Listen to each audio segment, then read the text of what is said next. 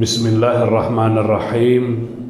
Assalamualaikum warahmatullahi wabarakatuh.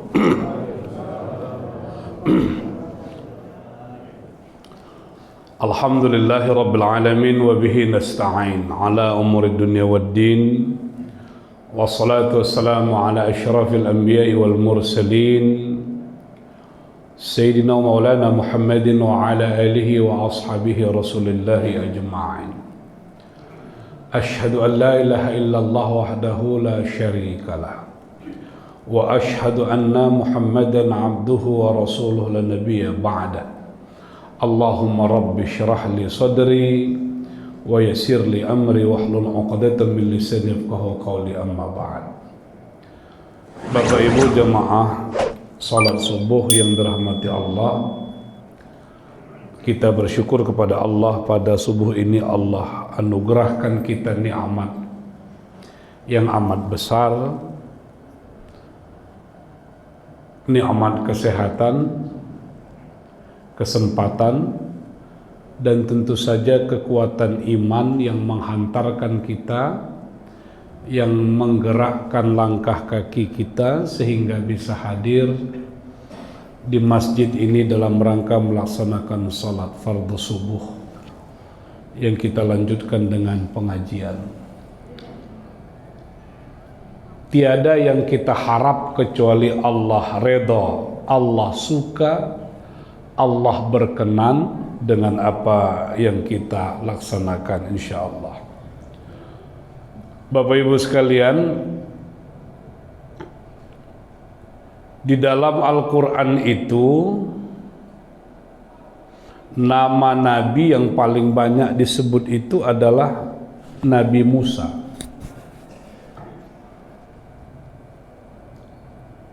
Hampir 159 lebih kurang. Allah mengulang-ulang kata Musa. Setelah Musa, Nabi Ibrahim 56 lebih kurang lah. Lalu Nabi Yusuf 30-an. Nabi Muhammad itu atau kata Muhammad itu disebut Allah 4 kali. Plus 1 kata Ahmad. Yang 4 itu di mana? Pada surah Ali Imran. Wa ma Muhammadun illa rasul. Yang kedua pada surah Al-Ahzab, maka Muhammadun aba ahadim min rijalikum. Yang ketiga pada surah Muhammad. Surah Muhammad ini unik. Namanya surah Muhammad. Pada ayat 2 ada kata manuzila ala Muhammad. Tapi isinya tidak cerita tentang biografi, tidak cerita tentang sejarah, tapi cerita tentang peperangan Khital. Apa maknanya kira-kira itu ya? Apakah artinya umat Muhammad ini sebenarnya selalu saja dalam suasana perang? Tapi perang tak selamanya kita maknai dengan fisik. Bisa jadi maknanya umat Muhammad itu dalam kehidupannya dari awal sampai akhir zaman akan berhadapan dengan banyak tantangan-tantangan, berhadapan dengan banyak konspirasi, berhadapan dengan banyak upaya-upaya orang yang ingin menghancurkan kekuatan umat ini. Ya, kira-kira begitulah. Yang panjang itu pada surah Al-Fat, pada surah Al-Fat ayat 29. Muhammadur Rasulullah walladzina ma'ahu asyiddau 'alal kuffar sampai habis. Kata Ahmad itu hanya 1 kali pada surah As-Saffat. Ketika Isa berkata kepada kaumnya, nanti setelah aku mim ba'dismuhu Ahmad. Ada nabi yang bernama Ahmad. Muhammad atau Ahmad akar katanya sama, ha mim dal, yang maknanya pujian, alhamdu, pujian. Muhammad yang banyak dipuji, Ahmad yang banyak memuji. Ada yang menuliskan itu Muhammad itu mubalaghah sebenarnya. Ahmad juga begitu. Yang sedikitnya itu kalau Muhammad, Mahmud. Mahmud itu artinya sedikit dipuji. Ahmad banyak memuji, yang sedikit memuji namanya Hamid. Jadi kalau suami ibu nanti ada namanya Hamid, siap-siaplah untuk jarang dipuji. Karena Hamid itu sedikit dia memuji. Dalam konteks Rasulullah disebut Muhammad banyak dipuji oleh Allah. Muhammad disebut Ahmad karena Muhammad banyak memuji Allah. Banyak dipuji, banyak memuji. Itu Muhammad dengan Ahmad. Nah, apa yang menarik pada surah Al-Fat ayat 29 ini, Bapak Ibu? Ini ayat yang menurut saya penting sekaligus kerap disalahpahami. Kalau kita bertanya, apakah Islam membolehkan kekerasan terhadap orang lain, terhadap non-Muslim? Apakah ada pembenaran teologis untuk menghancurkan mereka, untuk memerangi mereka, untuk menyusahkan, dan seterusnya itu? Ayat ini kerap dijadikan dalil juga. Bunyinya kan begini, Muhammadur Rasulullah walladzina ma'ahu asyidda'u 'alal kuffar. Muhammad itu adalah utusan Allah dan orang-orang yang bersamanya asyidda'u 'alal kuffar, keras terhadap orang kafir. Ada ruang Bapak Ibu yang membuat ayat ini dijadikan dasar kita keras terhadap orang kafir. Keras itu maknanya apa? Tidak menunjukkan persahabatan, tidak ada toleransi, malah bisa jadi ofensif, menyingkirkan, memusnahkan, menghabisi, dan sebagainya, dan sebagainya. Itu makna keras itu. Makanya para ulama hati-hati sekali memahami ayat ini. Sampai beberapa mufassir itu cara membacanya saja harus betul-betul diperhatikan. Bapak Ibu, apa bedanya ini kalau saya baca begini? Muhammadur Rasulullah walladzina ma'ahu asyidda'u 'alal kuffar. Satu. Yang kedua, Muhammadur Rasulullah walladzina ma'ahu asyidda'u 'alal kuffar, gitu. Kalau dibaca pertama, Muhammad itu adalah utusan Allah, titik. Dan orang-orang yang bersamanya keras terhadap orang kafir. Berarti Muhammad tidak keras. Yang keras itu para pengikutnya. Yang keras itu sahabat-sahabatnya. Tapi kalau dibaca bersambung, Muhammad itu utusan Allah dan orang-orang yang bersamanya keras terhadap orang kafir. Muhammad itu utusan Allah yang keras terhadap orang kafir, begitu juga pengikut-pengikutnya keras terhadap orang kafir. Benarkah itu? Kalau Pak Quraisy Shihab tidak mau dia menerjemahkan dengan keras, memilih kata tegas. Karena memang nggak ada datanya itu yang menunjukkan Nabi itu sosok pribadi yang keras itu. Nggak ada. Tegas iya, tapi keras enggak. Dalam seluruh kehidupan Nabi Muhammad Rasulullah yang terpancar adalah kelembutannya. Bapak Ibu, Nabi itu 27 kali ikut perang. Berapa musuh orang kafir yang dibunuhnya? Hanya satu. Namanya Ubay bin Khilaf. Pada perang Uhud itu pun sudah berhadap-hadapan. Harus ada yang tewas. Kalau tidak dia, Nabi. Kata sejarah, ya hanya satu itu aja. 27 peperangan. Jangan hitung sahabat-sahabat yang lain. Perang Badar, Uhud, Khandaq, Ahzab, macam-macam itu. Itu kali saja. Beberapa case yang Nabi mau dibunuh, siapa yang menolong Muhammad? Nabi santai saja, Allah. Bergetar pedangnya, jatuh, diambil oleh Nabi. Sekarang siapa yang nolong? Kalau Nabi bilang banyak kali pun cerita kau, pang, habis, selesai. Tidak kan? Nggak ada marahnya, nggak ada ingin membalas. Lah kalau sekarang kira-kira siapa yang menolongmu? Gitu aja.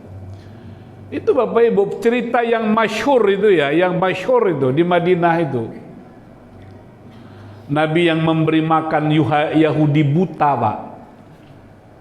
Kasih makan, selesai kasih makan kenyang, Yahudi itu bilang, Muhammad, bukan, dia nggak tahu orangnya karena dia buta. Dia bilang, Tuan, hati-hati engkau dengan orang yang namanya Muhammad. Bahaya itu. Dia ada di Madinah nih. Gawat itu. Jangan dekat-dekat kau sama dia. Kau orang baik. Besok Nabi datang lagi menyulangi lagi. Ngomong begitu terus. Apakah ada yang berubah pada kolbu Nabi? Apakah ada yang berubah pada sikapnya? Pada caranya? Nggak ada, Pak. Coba Bapak Ibu kita bantui orang, bantui tetangga. Belakangan dapat kabar kita bahwa di belakang kita kawan ini memfitnah, menceritakan kita entah apa-apa. Besok datang dia minjam uang, Pak. Datang dia ke rumah kita minjam uang, mau Bapak kasih tuh? Hah? Udah selesai sama kita itu. Nggak ada lagi cerita. Bukan hanya kita tak memberinya apapun, sikap kita pun berubah. Cara kita menyambutnya pun berubah. Nabi bisa menjaga itu. Dan banyak cerita lain.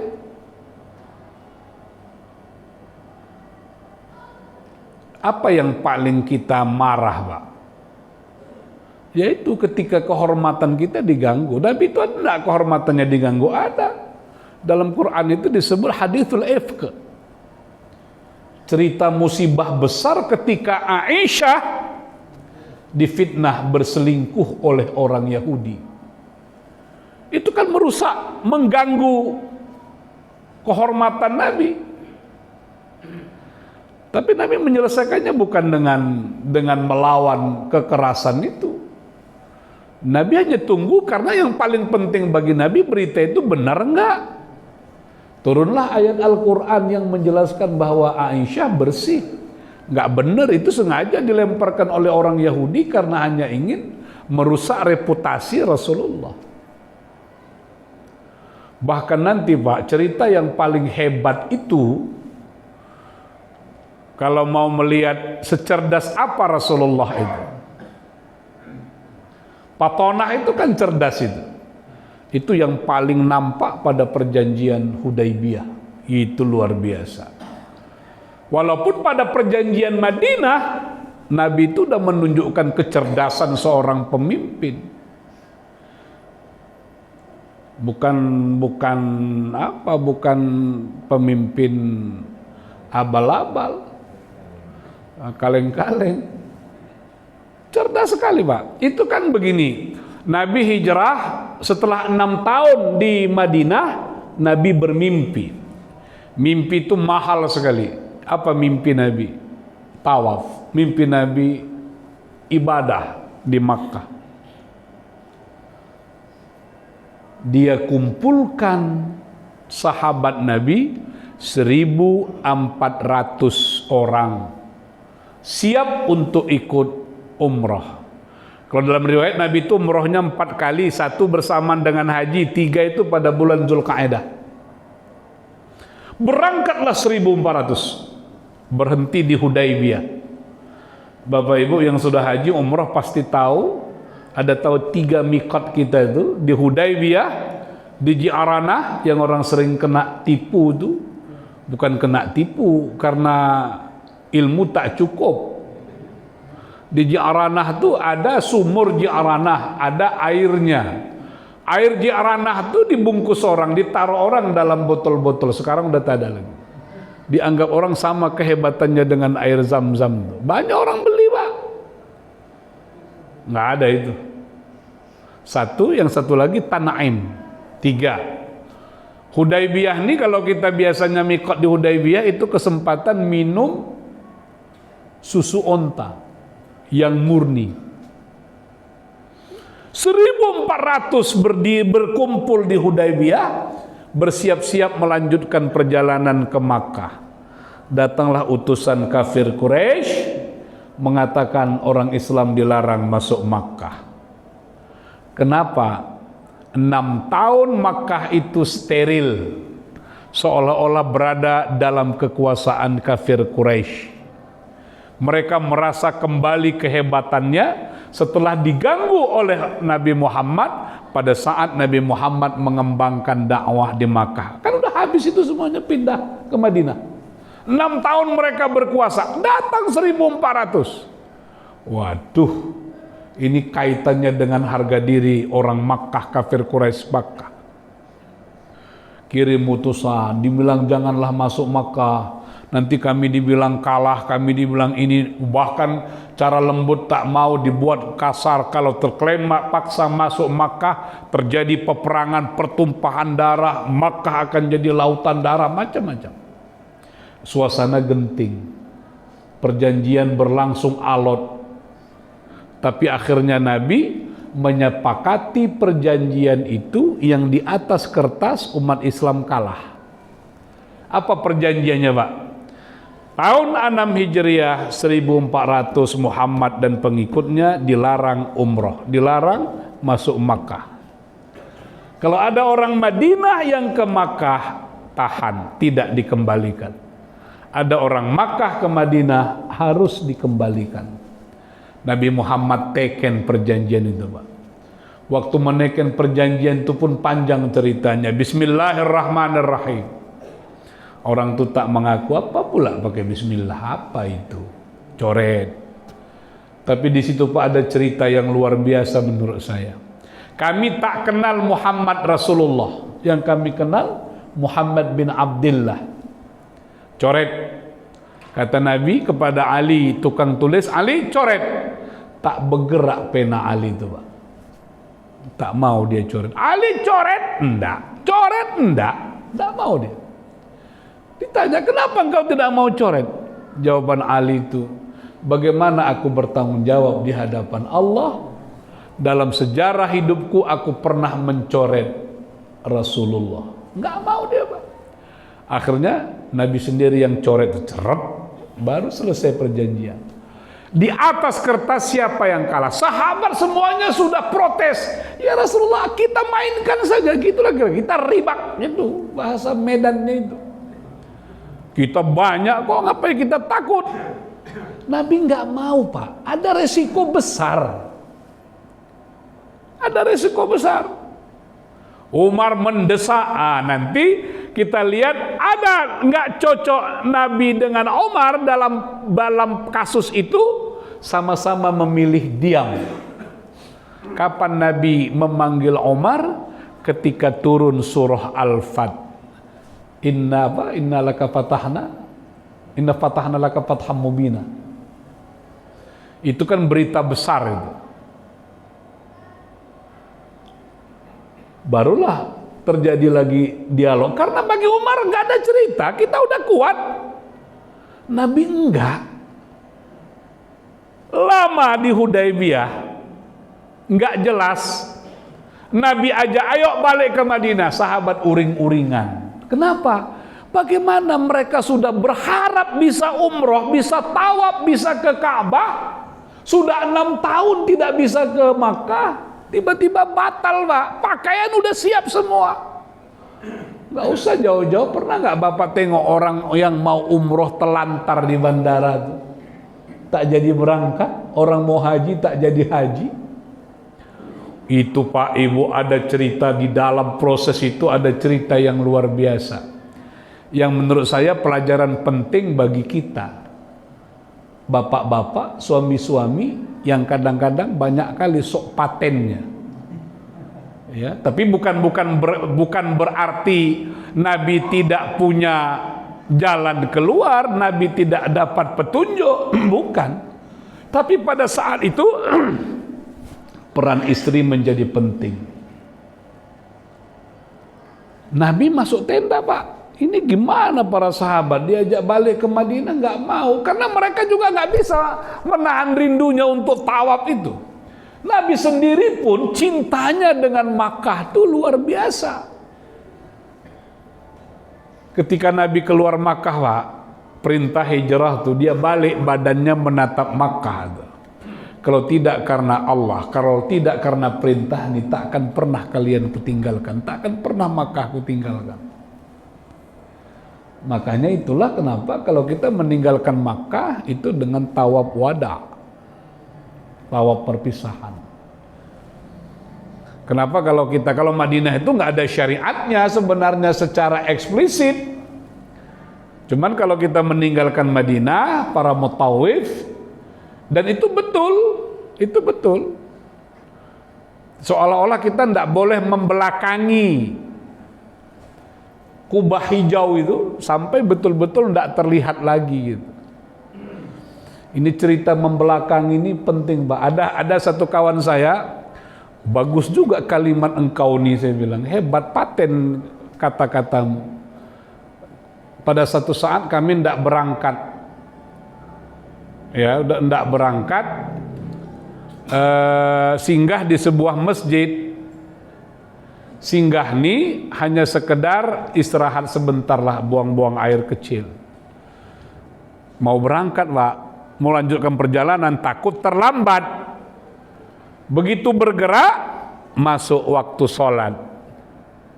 Bingung, cemana nih? Kita padahal mau cepat. Kalimat dia sederhana saja.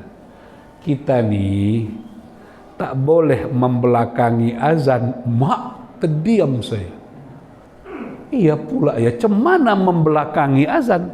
Azan berkumandang kita pergi. Kita lanjut jalan. Kita nggak sholat dulu.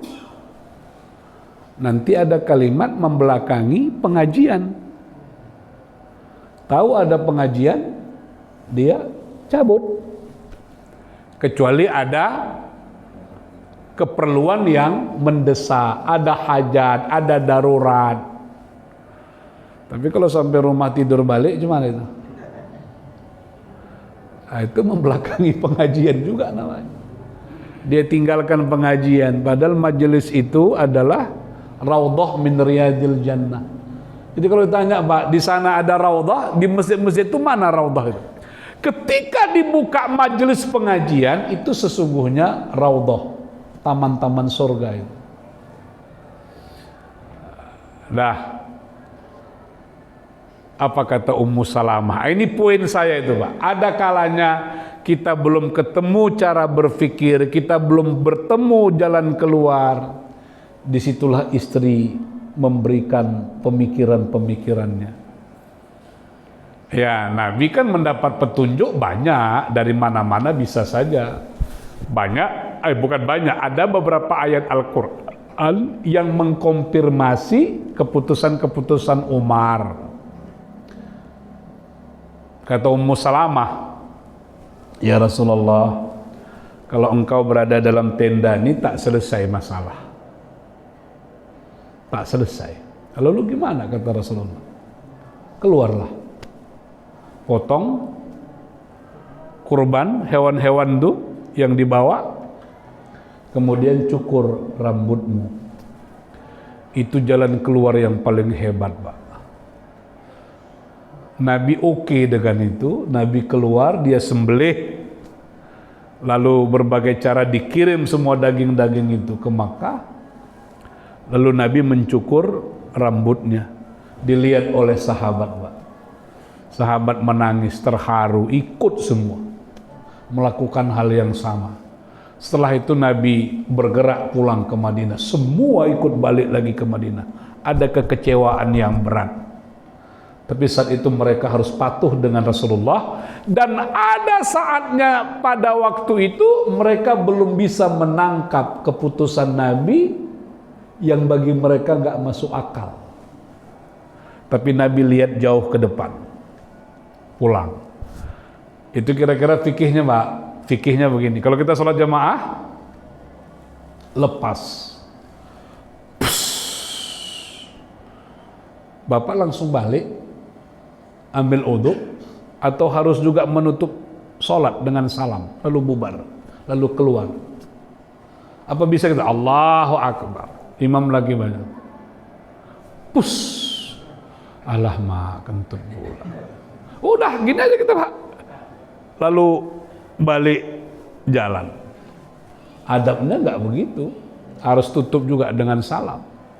Assalamualaikum warahmatullahi wabarakatuh. Assalamualaikum warahmatullahi wabarakatuh. Bercabut. Menutup, walaupun tidak sempurna itu sholat, kita ulang balik. Selesai. Dah. Itu 6.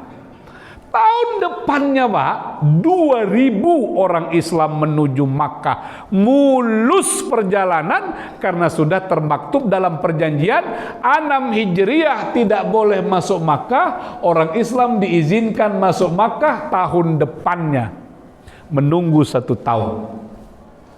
Itu ada filosofinya, Pak, menunda kenikmatan sesaat untuk kenikmatan yang lebih jauh ke depan.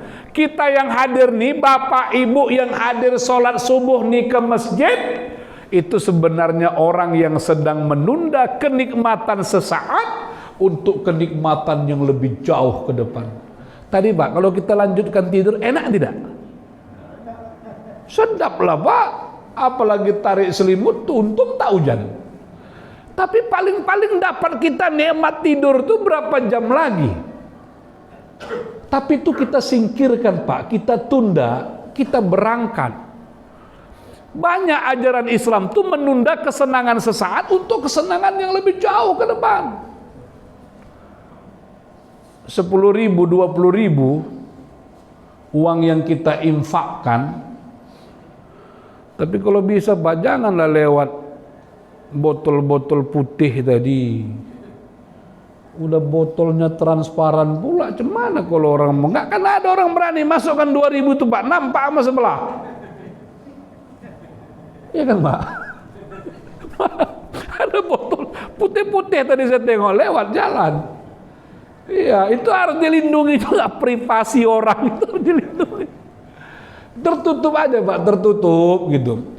Walaupun nanti ada orang masukkan itu kan dilipat kecil-kecil, gitu. Tapi kalau itu nggak tertutup, nampak oleh sebelah, Pak, itu kan itu dia. Jadi kita berinfak, bersedekah, menunda kenikmatan sesaat untuk kenikmatan yang jauh lebih besar. Begitu semuanya. Haji, berapa sekarang orang mau bayar haji? 50 sekian juta, 58 juta. Tambah dari hasil, bagi hasil segala macam dana-dana haji lama itu, biaya haji kita, Pak, ternyata 85 juta lebih kurang, 80-an. Kita bayar 50-an. Makanya sekarang ada perkembangan terbaru era Bapak Presiden Prabowo ini. Kita sudah punya Kementerian Haji. Jadi haji tidak lagi menjadi bagian urusan kecil, tidak menjadi bagian urusan Kementerian Agama, tapi dia menjadi urusan sebuah kementerian yang spesifik. Akan datang, Pak, umroh juga ada kemungkinan polanya sama seperti haji, diurus negara. Selama ini kan umroh kan tidak itu. Travel urus, kalau ada masalah baru turun negara. Karena ada Kementerian Haji dan Umroh, itu akan diurus sendiri. Udah. Berangkatlah 2.000 orang, Pak. Ada pertambahan 600 masuk Makkah. Makkah disterilkan oleh orang kafir Quraisy. Tidak ada halangan apapun, tidak ada hambatan apapun, mereka bisa umroh dengan penuh, tanpa ada hambatan sedikit pun, berjalan dengan sangat baik sekali. Itu hasil dari perjanjian. Orang Makkah mulai ketar-ketir, kalau begini habis kita putus, kita salah perjanjian itu kemarin. Maka mereka pun ingin merusak perjanjian. Nabi sudah dengar. Sahabat-sahabat suku di seputar-seputar Makkah itu tidak mendukung kafir Quraisy yang mengingkari perjanjian. Tahun 8 Hijriah, 10.000 dari Madinah berangkat menuju Makkah. Di situ ada problem, Pak. Ada kemarahan, ada semacam ingin balas dendam dimiliki oleh di hati sebagian kecil sahabat-sahabat. Kenapa? Karena mereka selama ini cukup tersiksa. Keluarga tersiksa, harta habis diambil oleh orang kafir Quraisy, macam-macam. Abdurrahman bin Auf itu kayanya luar biasa. Ketika mau hijrah, tak boleh sedikit pun harta yang boleh dia bawa ke Madinah. Keluarga tak seperti apa. Begitu ada harapan balik 10.000, muncullah keinginan untuk balas dendam yang ada di hati sebagian kecil sahabat-sahabat Nabi. Tapi apa kata Rasulullah? Siapa yang masuk Masjidil Haram aman, siapa yang masuk ke dalam Ka'bah aman, siapa yang masuk ke rumah Abi Sofyan aman. Bayangkan Pak, 10.000 orang masuk ke Makkah, tak satu tetes darah pun tumpah di Makkah. Idza jaa nasrullahi wal fath wa ra'aitan nasa yadkhuluna fi dinillahi afwaja. Malah hasilnya mereka berbondong-bondong masuk Islam. Sejak 8 Hijriah itulah Makkah berubah. Kalau bahasa kita menjadi mukarramah, menjadi berada di dalam kekuasaan orang Islam. Patung-patung dihancurkan semua, habis, bersih. Ya, di sini nanti ada kaji itu, tapi orang Islam sering tidak siap menerima itu, Pak. Tidak siap menerima sebuah fakta sejarah. Ketika patung-patung dihancurkan, termasuk di dalam Ka'bah, patung apa yang tidak dihancurkan oleh Rasulullah? Itu kalau disebut banyak orang Islam tak siap, tapi buku sejarah menjelaskan itu. Tak usah saya sebut, nanti cari sendiri saja, biar ada PR. Udah selesai, Pak. Tidak ada alasan kita untuk menyatakan Nabi itu keras. Tapi Nabi selalu berupaya untuk menempuh jalan-jalan damai, jalan-jalan santun, jalan-jalan yang beradab, jalan-jalan yang ingin mengajak orang. Jadi informasinya itu ketika masuk, ini saudara kita, Makkah saudara kita, kira-kira begitulah. Selesai. Dalam surah Al-Mumtahanah hanya ada 2 alasan kita boleh memerangi orang kafir. 1, kalau orang kafir menyerang agama kita. Yang kedua, kalau mereka mengusir kita dari kampung-kampung kita. Kalau 2 ini tidak ada, nggak ada syarat, Pak. Maka tidak pernah dibenarkan aksi-aksi terorisme, aksi-aksi penghancuran, nggak ada. Maka saya tidak setuju, sangat tidak setuju. Kita boleh berbeda dengan Syiah. Tapi kalau ada perkampungan Syiah lalu dibakar, diusir, oh itu nggak benar, Pak. Orang boleh tidak setuju dengan Ahmadiyah, tapi nggak mungkin kan kampungnya dirusak, dihancuri, diusir. Ada anak-anak, ada perempuan, ada orang-orang tua, macam-macam, nggak benar itu. Nggak ada itu argumentasi yang menyatakan Islam itu melakukan kekerasan. Ini penting karena kita ini sekarang sedang mempertontonkan kekerasan itu yang nggak ada contohnya pada diri Rasulullah SAW. Sama aja Pak, aparatnya seperti itu, mahasiswanya juga seperti itu, masyarakatnya juga seperti itu. Maka kita berada dalam lingkaran kekerasan itu. Ya kita nggak tega itu. Ada mahasiswa ditendang, dipukuli, dipijak, iya. Tapi apakah kita juga tega melihat kalau ada aparat yang dipukul, yang ditunjang, yang enggak juga kan? Harus adil. Enggak boleh yang satu kita katakan kasihan, yang satu syukur, nggak bisa, Pak. Jadi ini yang paling penting ya, dasar Islam, semangat Islam yang ditunjukkan Nabi itu adalah kelembutan, bagaimana selalu mengajak orang dengan penuh kesabaran. Tapi kalau agama, apa makna agama ini? Jangan juga jadi baper, terbawa perasaan, jangan juga sumbu pendek. Harus dipahami mana simbol agama, mana unsur agama, mana yang sekedar atribut yang sebenarnya nggak ada urusannya dengan iman. Nanti ada sajadah, bekas sajadah dijadikan keset kaki, lalu kita mengatakan itu penghinaan terhadap Islam. Apa iya? Enggak lah. Orang di mana-mana kita juga nampak ada sajadah yang udah usang segala macam, dibuat lap yang macam-macam itu. Apakah sajadah itu menjadi simbol agama? Enggak ada urusannya, Pak. Tapi kalau sudah menghina Rabb, Tuhan, Allah, Nabi Muhammad, Al-Quran, itu boleh. Itu penghinaan. Tidak boleh juga kita tidak ada ghirah untuk membela agama ini. Yang kedua, kita diusir dari kampung kita.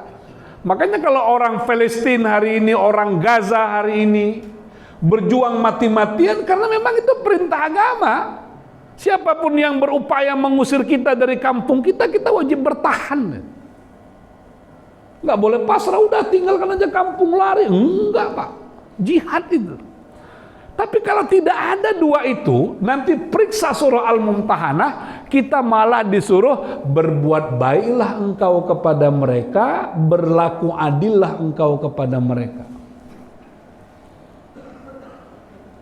Jadi dalam konteks beragama kita, Pak, ini memang yang paling sulit sekali menata, membangun, mempertahankan kerukunan. Bisa nggak kita melihat orang berbeda agama, ya silakan, berbeda keyakinan, ya silakan. Tapi dia juga saudara kita sesama manusia, dia juga makhluk Allah yang punya hak hidup di bumi ini sama dengan haknya kita. Itu baru keren, Pak. Dan itulah yang sebenarnya ditunjukkan Rasulullah. Makanya saya selalu mengingatkan, jangan melihat Nabi Muhammad itu dalam skala yang kecil. Lihatlah dalam skala besar, rahmatan lil alamin. Maka dalam lagu Bimbo itu, Pak, ada kalimat yang luar biasa. Cinta ikhlasmu pada manusia. Manusia, Pak. Kemanusiaan itu ajaran besar. Maka Nabi itu disebut rahmatan lil alamin. Apa makna rahmatan lil alamin? Nabi itu menjadi rahmat bukan hanya untuk orang Islam. Seluruh isi alam ini, seluruh isi semesta ini. Nah, disinilah nanti apa yang dilakukan oleh pengikutnya, sahabat-sahabatnya. Tak lihat. Tarahum ruk'an sujada ruhama'u bainahum. Tarahum ruk'an sujada yabtaghuna fadlan minallahi wa ridwana. Ini, Pak, kesimpulan di awal, sebab disebut belakangan. Orang Islam itu, sahabat-sahabat Nabi itu saling menyayangi. Ruhama. Pertanyaannya, bagaimana membangun kasih sayang? Apakah dalam hati kita ini ada rasa sayang dengan saudara kita? Apakah dalam hati kita ini ada rasa cinta dengan saudara kita sesama umat Islam? Mengukurnya mudah. Kalau kita tega dengan lihat orang kelaparan, kita tega lihat anaknya tak sekolah, kita tega melihat dia menderita, dia dekat dengan kita, dia berada menjadi tetangga kita, setiap hari kita saksikan kondisi yang sulit dan parah itu, dan kita tidak bergerak untuk membantunya, omong kosong kalau kita itu sesama umat Islam saling menyayangi. Tapi sahabat Nabi itu ruhama'u bainahum. Kita pun begitu, Pak. Ruhama'u bainahum. Tapi bagaimana membentuk ruhama'u bainahum? Ternyata penjelasannya setelah itu. Tarahum ruk'an sujada. kau lihat mereka ruku', kau lihat mereka sujud bersama-sama. Artinya tidak mungkin tumbuh kasih sayang dalam diri orang Islam kalau dia tidak membangun jamaah yang kuat, kalau dia tidak berada di masjid. Jadi ada efek, bukan output ya, tapi outcome. Outputnya kan kita menjadi hamba Allah, kita ibadah kepada Allah begitu di masjid. Outcome-nya, begitu kita datang ke masjid, menegakkan sholat berjamaah secara rutin, bertemu dengan saudara-saudara kita, yang sholat kita itu yabtaghuna fadlan minallahi wa ridwana, maka Allah akan ikatkan kolbu kita, Allah satukan kolbu kita. Itu yang terjadi pada umat Islam awal. Mereka itu kan berpecah-pecah dalam berbagai macam suku, Pak, sebelum menjadi Muslim. Fa'allafa baina qulubikum, maka Allah lembutkan hati-hati mereka ketika memeluk Islam, berada dalam masjid, sholat di belakang Rasulullah, pelan namun pasti, akhirnya tumbuh kasih sayang di antara sesama mereka. Itu hanya dibentuk oleh jamaah masjid. Kalau tidak ada masjid, kalau tidak ada kita sholat berjamaah, kira-kira apa momentum untuk terbentuknya rasa kasih sayang sesama umat? Oh ada Ustadz, kami punya hobi yang sama. Apa itu? Hobi naik sepeda. Apa hobinya? Hobinya ya macam-macam lah. Main kartu apa? Main batu. Tapi kalau mau jujur, apakah dengan cara itu akan terbentuk rasa kasih sayang yang hakiki? Maka itu dahsyatnya sholat berjamaah itu, Pak, dahsyat sekali. Orang sholat pada saat dirinya semuanya suci, dia sudah berwudu, dia sudah bersih, yabtaghuna fadlan minallah, yang dia cari keridhaan Allah, lalu dia bertemu dengan saudara-saudaranya. Simahum fi wujuhihim min asaris sujud. Nah, ini ayat juga jangan disalahpahami. Nampak pada wajah mereka tanda-tanda sujud.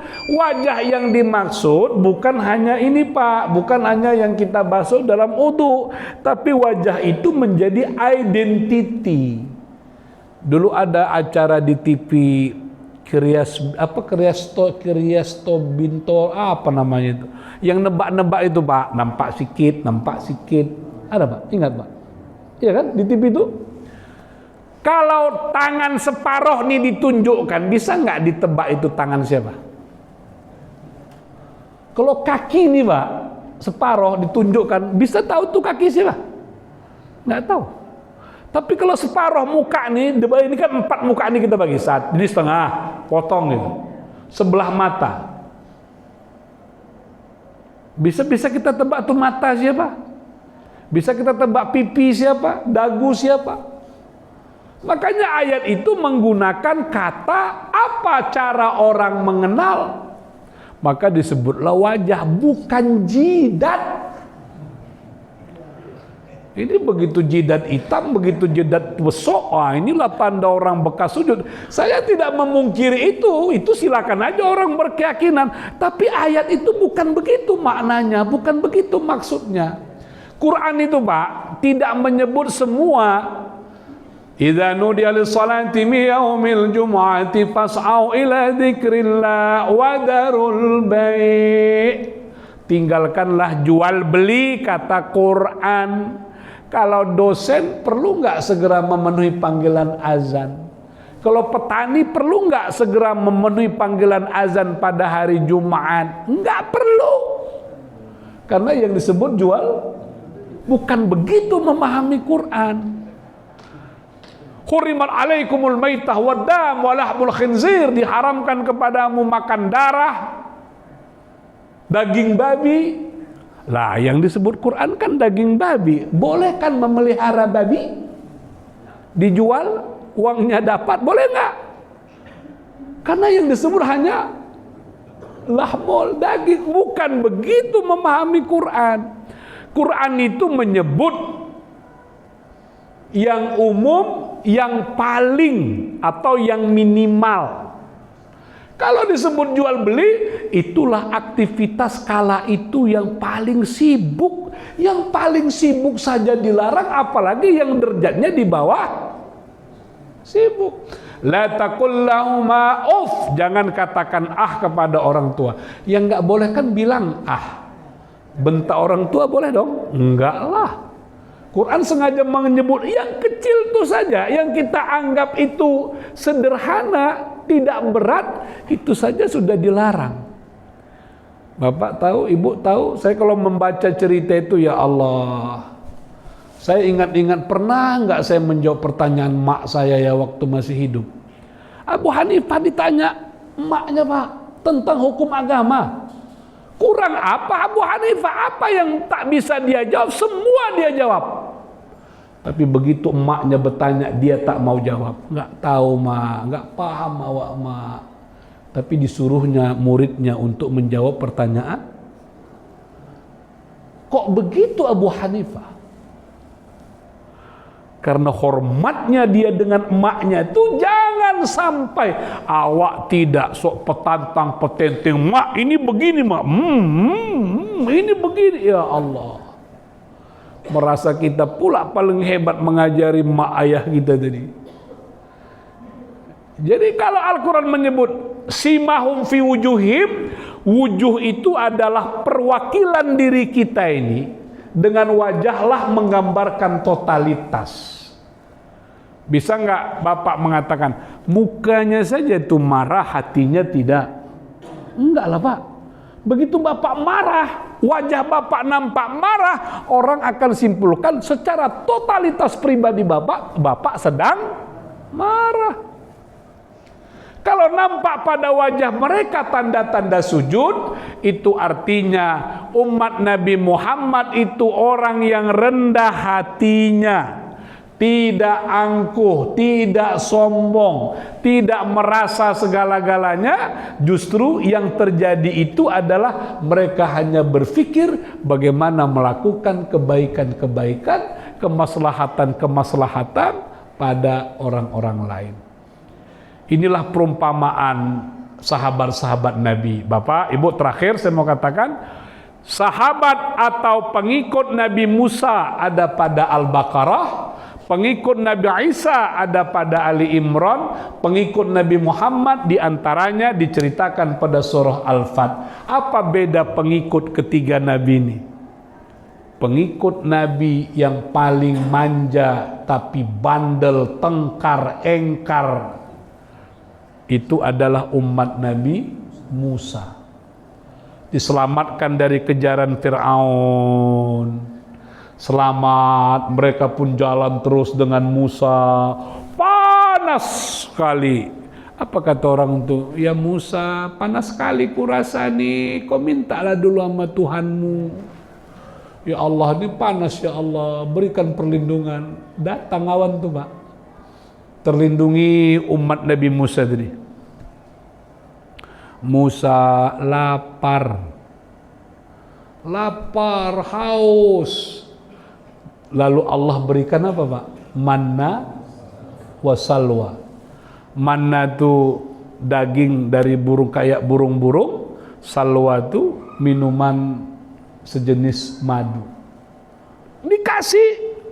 Minta apapun Musa selalu berusaha, namun tengkarnya luar biasa. Disuruh untuk bersabar karena Nabi Musa bermunajat kepada Allah. Elok orang tu engkar menyembah lembu betina buatan si Samiri.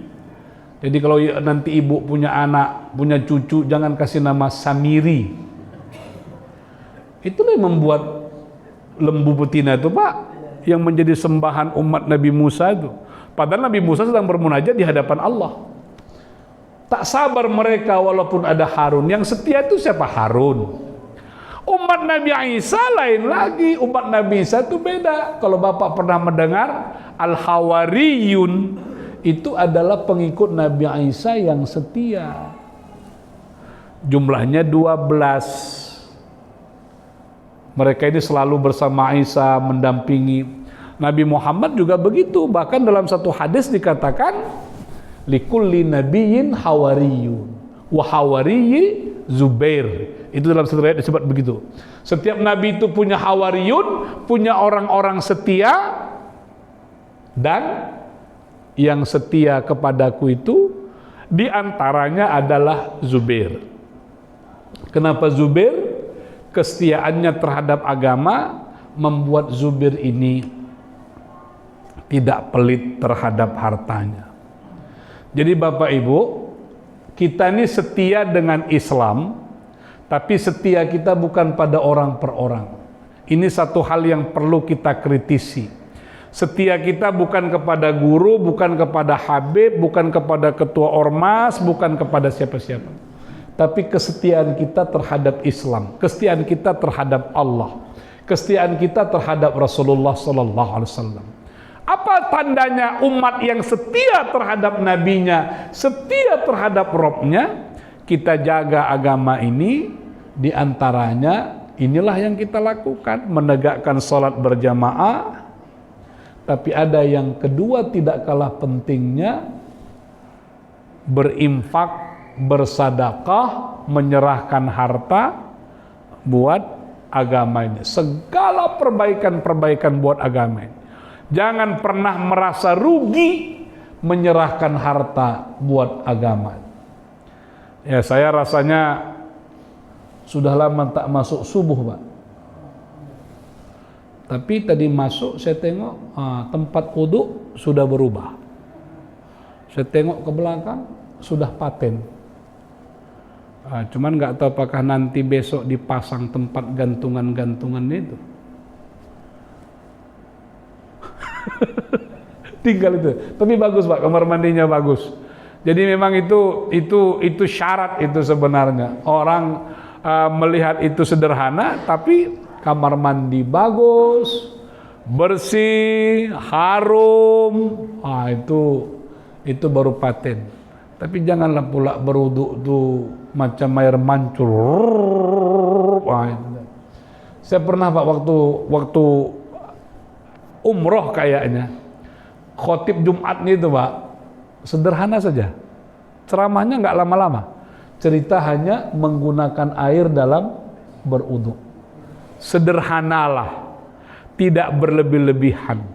Memang kita punya masalah Pak, punya masalah untuk memikirkan air.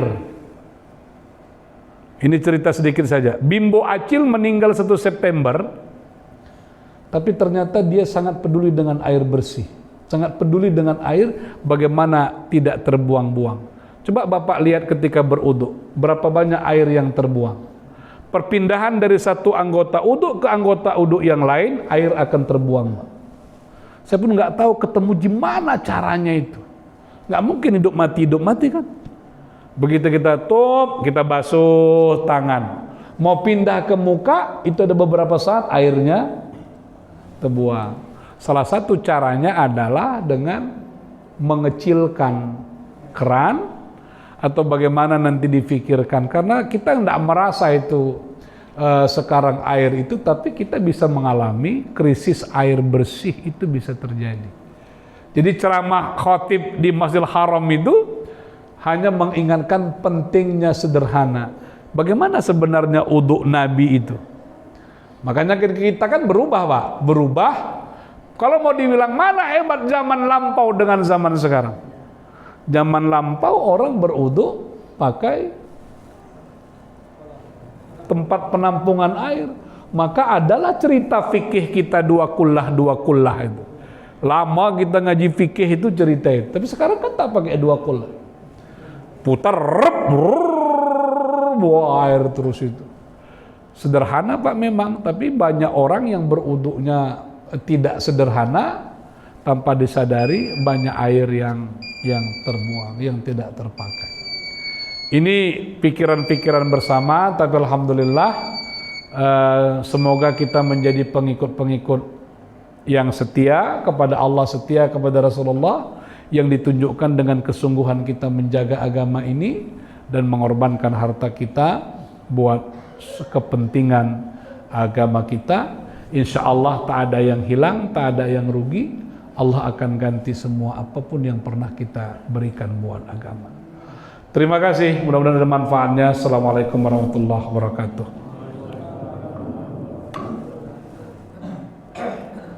Ada diskusi?